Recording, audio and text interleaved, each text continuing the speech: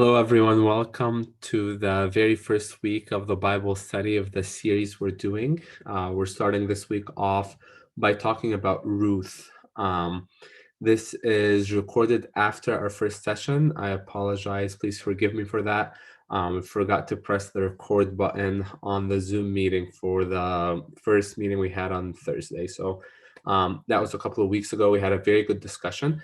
I'm going to try today to go through exactly what took place during our first week, go over some of the notes, some of the discussions that we had. So this way, if you're watching this afterwards, you could kind of follow along. The other sessions hopefully will be recorded as well, so hopefully no issues there. So let's go ahead and start in the name of the Father, Son, and the Holy Spirit. One God, amen. So again, I have my notes here, I have my Bible here, so that way we'll try to cover it in the same way that I did. I'm gonna go ahead and share my screen just to make life easier. I'm gonna share this PowerPoint that I have here that talks about what we're kind of looking for here with this Ruth discussion. So there's a reason why I chose Ruth for our very first conversation, our very first Bible study. Ruth is very important to me because it was the very first book that I started seeing the beauty of the Old Testament and really where the Old Testament shines through, understanding the story behind the story, looking for the details. And I'm hoping that throughout these 6-week sessions that we have together, we're able to kind of look at this as almost like a case study for how to read the Old Testament and how to dig in. Um, some of the keys to the Old Testament, which is something that I'm going to try to focus on, is figuring out the names, the meaning behind the names, where they came from, and also looking for Christ in the story. Looking for Christ in the story. We see that much of the books of the Old Testament, whether we're looking at the story of Moses or Abraham or Jacob or Isaac or Ruth or Esther, there's always some sort of a pointing towards Christ, a person that represents Christ in some way, an action that represents who God is and who Jesus is, and looks towards the New Testament. None of the examples are perfect, which actually is a beauty on its own. We're going to see here, in this Bible study, we're going to see here that Boaz was that example of Christ, that symbol of Christ, which actually, the book of Ruth is more about Boaz than Ruth herself. So we're going to see that shine through, but we're going to see, there are some things that Boaz did where it wasn't a perfect example of Christ, which is again a beauty of its own, because all of these stories kind of show us who God is and who Christ is. And as we are also created in the image and likeness of God, we're also not perfect, but we each carry our own unique taste of who Christ is and who Jesus is. So I'm hoping that throughout we kind of figure some of these characteristics out. So, as a key to the Old Testament, the two main things in order to figure out what is happening in this book, to get a better understanding, some tools to help us dig in deeper, are again figuring out the names, the location, the context, and to try to spiritually reflect those on our own day and age. And then the other part is finding where Christ is, how he fits into this whole story. The book of Ruth doesn't specifically mention God in anything, or we see, God interviewing in a specific location, but we're going to see throughout the book how a family gets completely torn apart because of some of the mistakes that they did, but how the overall plan of God kind of takes them into a whole new beauty and a whole new taste of blessing, not just for them, but actually for the plan of overall salvation, which all of our stories are actually a small piece of a whole big plan of salvation that God has. There are two big themes in the book of Ruth, and these themes, we figure out how to do them or how to find them. A very simple way of doing it is just looking at some of the repeated keywords. So if we look at the word glean, we see that a lot in chapter 2 and a little bit of chapter 3, maybe 8 or 9 times. but we see that word gleaning a lot, and we're going to see how that gleaning beautifies who Ruth is. The other part of it is redeeming. We see that towards the end of the book with Boaz coming in to redeem Ruth, and actually he gets described as a close kinsman or a family member, and that was also in its root the same word as redeem. So those are going to be some of it, and redeem, according to the Orthodox Study Bible, that word redeem or a derivative of it gets used over 20 times in the book of Ruth. So you kind of see, what is this book talking about? This book takes place in the time of Judges. And if we kind of do a quick summary of the book of Judges and the book of Ruth, we see, Moses came through, and Deuteronomy finished, and Leviticus, and all of these Mosaic books took place and came to a conclusion. And then afterwards, the book of Joshua comes in, which Joshua comes in as the new leader after Moses. And he leads the people through a lot of these wars and winning a lot of the land and claiming a lot of that inheritance that God has put in place for him. After Joshua comes the time of Judges. And the time of Judges is actually a very, very dark time in the history of Israel. The time of Judges was a lot of betrayal, a lot of scandals, a lot of wars, and the people kind of went through the same cycle over and over and over again. The book of Ruth comes in around chapter 10 of the book of Judges, according to some historians. That's where it kind of might take place, just because of the famine that happened and things like that. But we see, if we look at the end of Judges 21, I'm just reading off of my Bible here. I apologize, I don't have that verse. The very end of Judges 21, which is what leads to the book of Ruth, it says, "In those days there was no king in Israel. Everyone did what was right in his own eyes." Everyone did what was right in his own eyes. And if I think about that for a second, and the world that we live in right now of relativism and everything, is up to the person what they define as right or wrong, we see a great connection to today right away. Everybody doing what was right in their sight. No actual solid commandments to go off of. There's nothing that the people were doing according to the will of God. And we see this taking place here. If we look at, this is just something small from chapter 2 of the book of Judges, kind of to summarize what was happening in the book of Judges. It says, "When the Lord raised up judges for them, the Lord was with the judge and delivered them out of the hand of their enemies all the days of the judge. For the Lord was moved to pity by their groaning because of those who oppressed them and harassed them." So the people, God would raise up a judge for the people because of all of the groaning that the people were going through, all of the hardships they were going through. "And it came to pass when the judge was dead that they reverted and behaved more corruptly than their fathers." So the cycle starts up again. They do badly by following other gods to serve them and bow down to them. They did not cease from their own doings nor from their stubborn ways. Again, I'm hoping throughout this you're kind of reflecting on today's world, kind of reflecting on our own personal lives, and we see that this is, again, very, very relatable to everything that's happening around us, our own behavior, to be fully honest.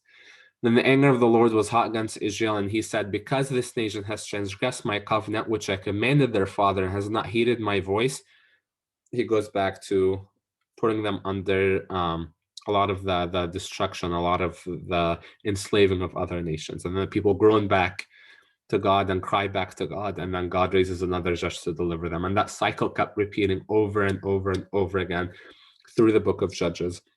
And again, this is where we find our background for the book of Ruth, is a lot of this dark times, a lot of these times of desolation, no hope, a lot of grieving, nobody really rising up to follow God, except for some of these judges that would come through.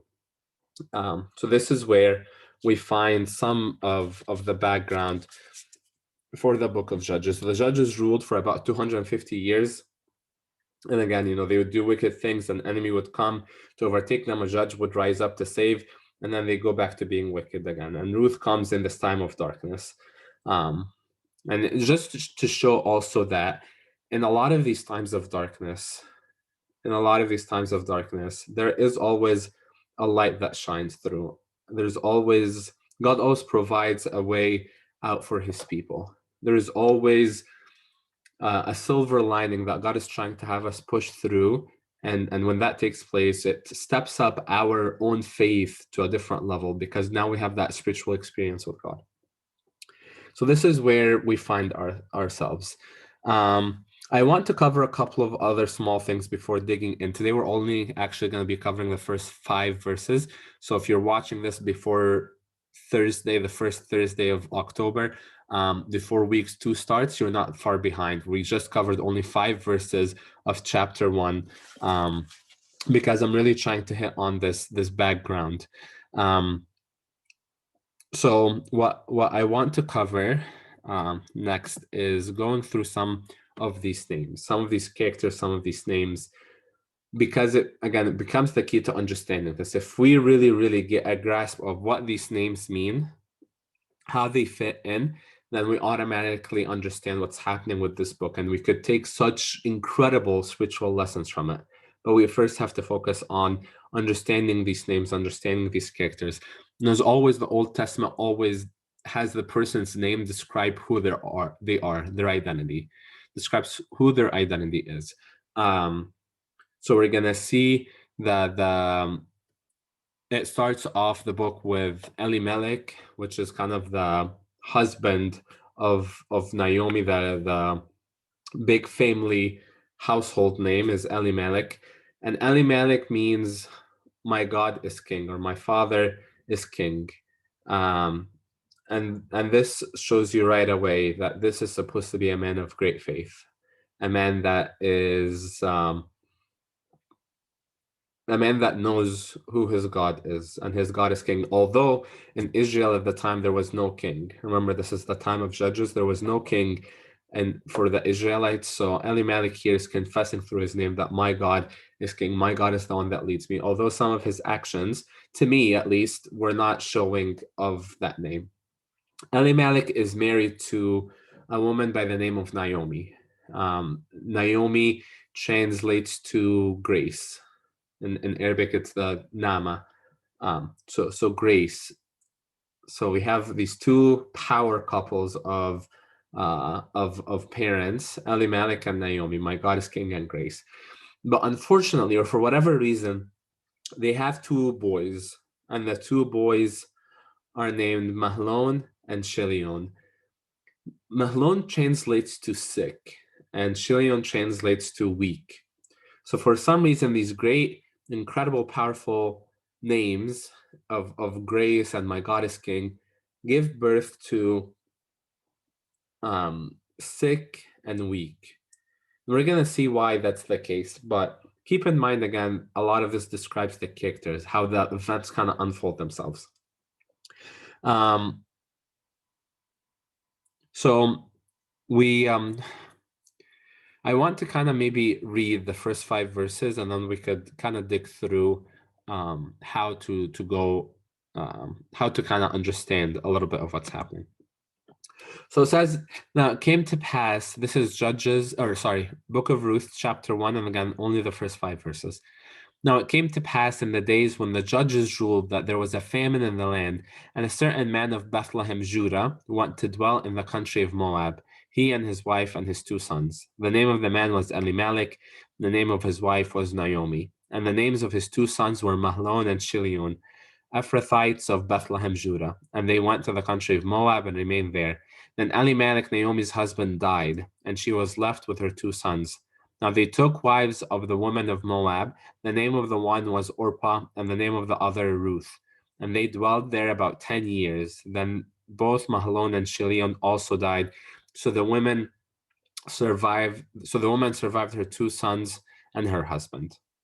Okay, let's start to kind of break down the verse a little bit, or this passage a little bit. It says, now it came to pass in the days when the judges ruled. So again, it's telling us right away, this was happening during the book of Judges, that there was a famine in the land, and a certain man of Bethlehem, Judah. If I go back to here really quick, Bethlehem, as many of us might know, means the house of bread. the house of bread. And it's a bit interesting that there was a famine taking place in the house of bread, the place where there's supposed to be, where we're supposed to go to be fed, where we're supposed to have food always, bread always to feed on. And there was a famine in the land. Again, I'm hoping that many of us are trying to reflect in a spiritual way about this, or put our own selves, our own spiritual lives in this. If we are in a place of the house of bread, if we are supposed to be Christians, we're supposed to be God's people, we're supposed to be in the church, many of us servants in the church, this is where we're supposed to be fed. But there's a lot of times where we feel like there's a famine in the land, that I am not getting spiritually fed, that I'm not having the right food in order to grow, that there's something missing in my life. And this is something for me personally, to be honest with you, happens quite often as we go in our spiritual lives, we go through some of these hills and valleys, and in some of these valley areas where we feel like um, things spiritually are not going well for me, or I'm not hearing God or feeling Him in my prayers. A lot of my prayers and my readings are dry, and I'm starting to become very weak in a starvation mode. Um, I need to remember that this is, I need to stick to where Bethlehem is. I need to stick to where I'm supposed to be fed. Although there might be a famine taking place, I need to stay in the place where I will be fed. We'll see this because we're gonna, if we continue reading, you know, we see that they went to dwell in the country of Moab because of this famine. Where is Moab? Where is Moab?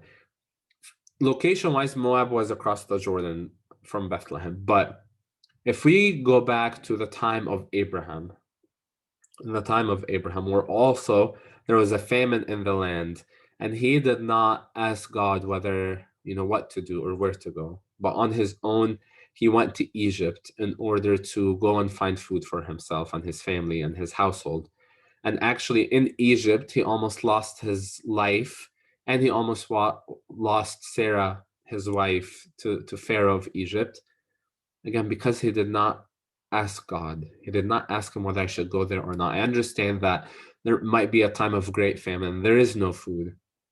But God did not instruct him to do this yet. He did not ask God. He did not take the guidance of God in order to see if this is where I'm supposed to go or not where I'm supposed to go. And I asked God to go with him, to take this journey with him. And he leaves Egypt, goes back, and at that time is when him and his nephew Lot came to a bit of a disagreement because the land was not big enough. The Bible mentions that they came and Abraham told Lot, okay, you see this land here and this land here, pick whichever one you want and I'll go to the other one. And actually the Bible mentions that Lot looked at the land of Sodom and Gomorrah and remembered the lands of Egypt. Remember the lands of Egypt. And you see that was the start of going astray for Lot, and what happens with Lot, and eventually what happens with Moab is we get caught up in the beauty of things. We get caught up in how things look. We do not take a moment to see if God dwells in this area or not, if this will lead me to a path of salvation. Although it might look great, logically it's perfect, but is God in this or not? And this is where we start falling short. Lot goes, and as we know the story, God sends his angels in order to destroy Sodom and Gomorrah, and Lot and his wife and two daughters run away. And his wife turns around and turns into a pillar of salt. But later on, he goes into the mountain with his two daughters, and his daughters think that, this is it. The world is over. We don't have children. We need to get our father drunk. We need to get Lot drunk in order to have, sleep with him and to have children. The Bible says that the first daughter goes in, gets her father drunk, and while he's not realizing, she goes into him and conceive a child from him. And that first child was Moab. That first child of Moab. Sorry, I took you on a very long loop here, that I need you to understand that Moab is this land of sin, this fruit of sin, of embarrassment. And it's very embarrassing and such a shame that Elimelech, a man that claims God is my king, God is king, he leaves the house of bread. He leaves the place where Christ eventually comes from Bethlehem, and goes to seek food in the land of sin, in the land of Moab, and remains there quite a while. It says 10 years. Remains there quite a while. Unfortunately for Elimelech, as we see in the text, he dies there. He dies there. It's such a big shame that someone with so much faith, someone who's supposed to be a prince actually in Bethlehem because of the riches that he had, leaves all of this, does not consult God, and goes and dies in the land of sin. Again, he gives birth to, he has two children, Mahlon and Chilion, and it shows you maybe his name means my God is king, but his actions are not like that, because his fruit, his two children, are weak and sick. There are three types of Christians that the story of Ruth reveals. It shows that there are some Christians who are born as Christians, who are born in the church, who their father knows that God is king, kind of like Mahlon and Chilion, but actually in their faith and their way of life, they're very weak and they're very sick, and they're not surviving in the house of bread. Orpah we'll get to in a minute, and Ruth we'll get to in a minute, but I just wanted to introduce to you this very first type of Christian, and I'm hoping that many of us are not there, or if we're there, I'm hoping that throughout the series we figure out how to strengthen our faith, kind of like how Ruth will be. As they leave to go to Moab, they start their life there. And then verse 3 says, then Elimelech, Naomi's husband, died, and she was left with her two sons. And they took two women of Moab, and we see this all over Leviticus and some of the Mosaic books. Is very wrong for them to take Moabite wives. They should not be doing this. And you see, although there's a big overall plan, you see some of the mistakes that get repeated of going against the word of God, going against the law of God, and being lost in that world of sin. Sin for all of us might start as something really, really small. And over time, it grows and grows and grows and grows until it becomes the death of us. And this is unfortunately what happens here, is some small decisions, some logical decisions maybe, and it kind of grows and grows into something much worse. Then we see they took these two wives for themselves. They took Orpah and they took Ruth. Orpah is an interesting character. Orpah means my neck. Orpah means my neck. And the neck here kind of represents the will, the strength of a person. And Orpah, we're going to see later on in chapter 1 that Orpah, does what she wants to do. Her will, her own future, her own plan is what she wants to do. And although she's going to later come and cry to Naomi and tell her, no, I don't want to leave you, she ends up leaving her and going back to the land of sin. And we see this here as almost like a halfway believer, someone who is so supposed to be so strong in faith. They have tasted that grace. They have lived with Naomi. They know her very well. They know the grace, and they're halfway to going back to Bethlehem, the house of bread. Then all of a sudden, because of uncertainty, because the future doesn't have something there for them that they see with their own eyes, their faith is a bit weak, and they go back to the land of sin, their own comfort zone. The other wife, her name is Ruth. And Ruth actually is the hardest name to translate, but some of the roots of her name kind of go back to either beautiful or actually the one who saw the truth. The one who saw the truth. And you see that she did see that truth in the life of Naomi. Maybe she saw the truth in this family here, although they were Israelites who left the house of bread and went to Moab, to the land of sin. She saw some of that truth in them, and she went after that. We see later on in chapter 1, she says, where you go, I will go. Where you dwell, I will dwell. Your people will be my people, and your God, my God. One of the most popular verses in the book of Ruth. And this is because she has tasted that grace. She has tasted that grace. We see the undeserving Ruth coming and tasting the grace. A woman, a girl really, who is from the land of sin, who's a nobody. And in chapter 2, when some of the Israelites speak about her, they don't even mention her name, because she is to them a nobody. She's someone who does not deserve to be there, someone who is an outsider. How many of us are in that same boat? How many of us are outsiders? How many of us feel like maybe we don't belong to the people of God, that we are coming as Gentiles and coming as strangers in, and it's really that grace of God is what brings us in.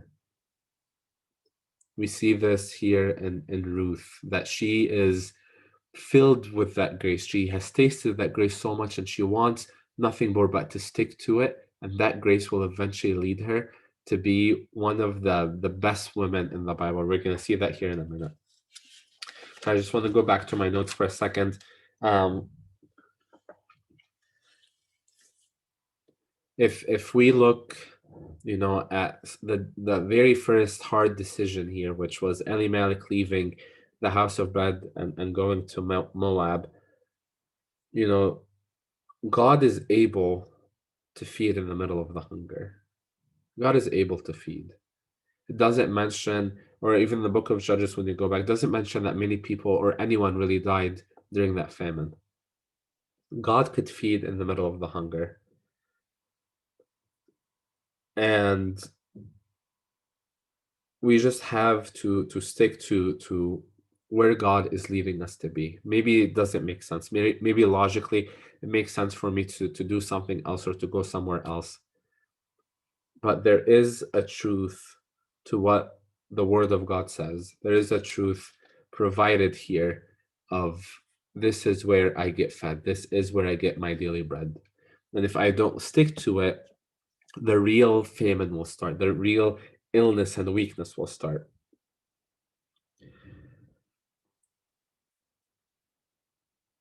We don't want to end up in a place where we're like Elimelech, outside of God's will for us, outside of commandments. Every decision that we make has a choice. And that's the reality of things. And that's kind of the harsh reality of the world that we live in right now. Every decision I make, whether as someone, in high school, or someone in college, or in my professional career, or with my family life, with my children or my grandchildren, every decision that we make has a consequence. And some of those are harder to swallow than others. If we make the choice based off of what's here, consulting with God and speaking to God through these decisions and those tough times, then we'll end up always in the house of bread. We're always being fed. We don't want to go off on our own and think of ourselves and our own best interests and ignore God and leave him behind and end up in the land of sin, where some things might die. Some people might die. Some things in my life might die, and that might be the end of it. The beauty about this book is we start off right away, in verse, by the end of verse 5 here, just the first 5 verses, of a very dark image. We end up with 3 widows, a lot of brokenness, a lot of people who have lost everything. And, smart enough, I don't show it here in verse 6. Verse 6 will be for this week. Naomi chooses to move back. And it actually says, moved back, because maybe I still have the verse pulled up. Let me share that part.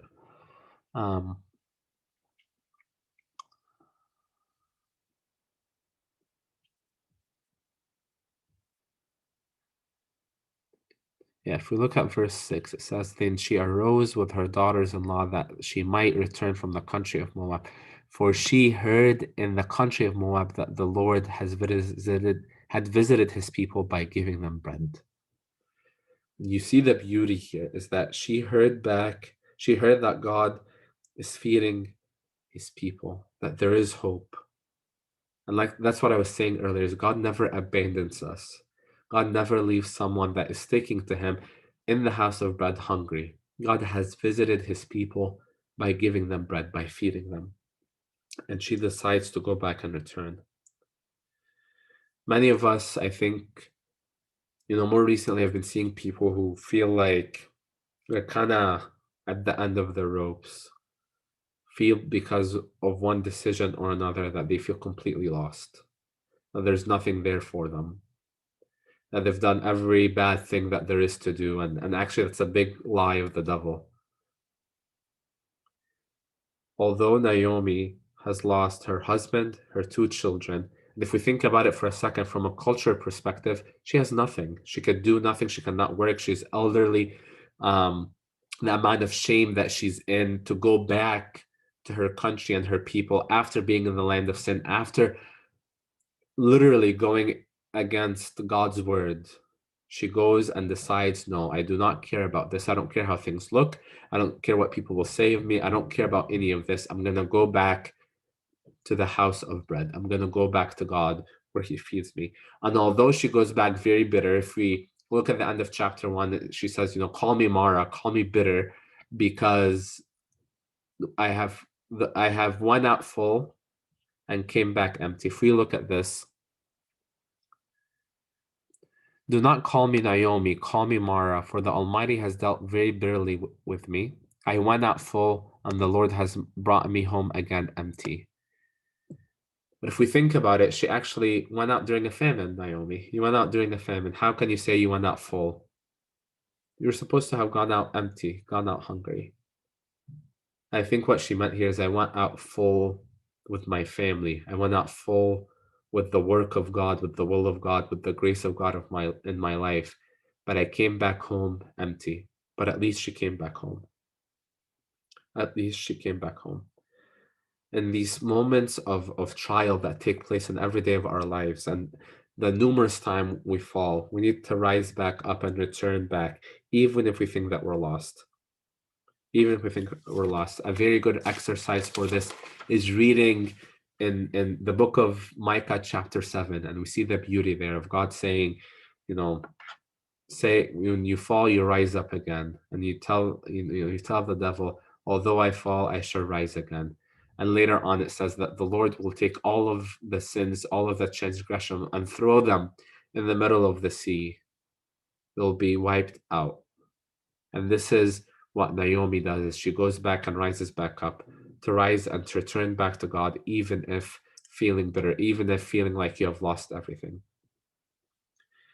If we just look very, very, as a conclusion, if we just look at this book of what we covered today, of starting off in such a dark area of the time of Judges, and not even just that, but in time of a lot of death, 3 male figures die. There's no male figure left. There's no provider left.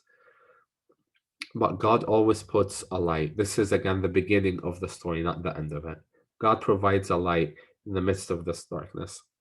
Although there's a famine and thoughts of no hope, God raises these judges, these saviors, and Ruth in this story here, meaning beautiful. And we're going to see in the next sessions that we're going to see Boaz, this incredible man of God who comes in as a great light that shines right in.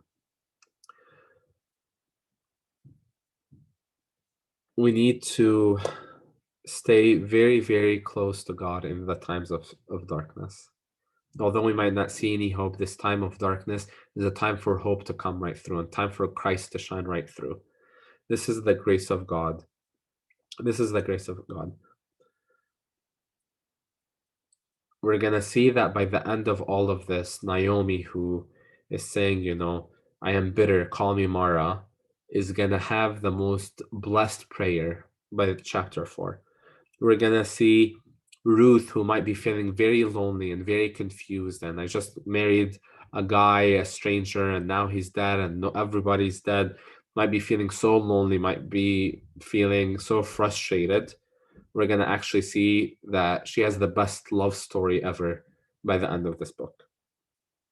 At the end of the day, after everything, we're going to see that it's better to be hungry whilst remaining in the will of God than to be full while outside of his will. And this is the key here to the first 5 verses. It's better to go and to be hungry while remaining in the will of God than to be full while outside of his will. We see Naomi said that, I went out full, but I came out empty, although she supposedly went out because of a famine.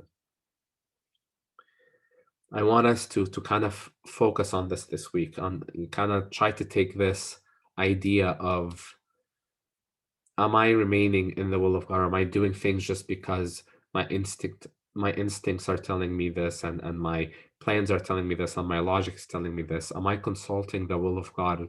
Am I speaking to God through all of these planning?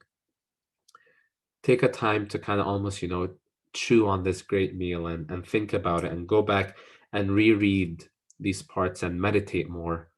Am I in the will of God? Am I acting like a weak or sickly person? Am I a Christian just by my name or how I was born?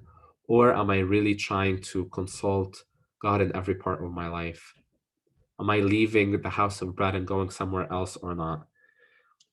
As a small teaser to how things will go is actually, we this Ruth becomes such an incredible person. Ruth is the only book written after someone who's not of God's people. Not just as a woman, but period. There's no other book that's written about someone that's a Gentile. Ruth is one of 2 female names as books in the Bible. Also one of the only genealogies that we find in Matthew chapter 1. Because actually from Ruth we get, if we skip ahead to Ruth chapter 4 for a second, and again, just as a small teaser, if we look at the end of chapter 4, we see this is the genealogy, and we're going to see that Boaz, who ends up being the husband of Ruth, begot Obed, and Obed begot Jesse, and Jesse begot David.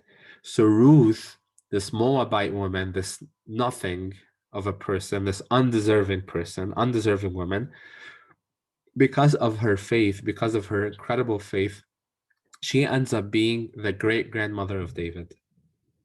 Wow.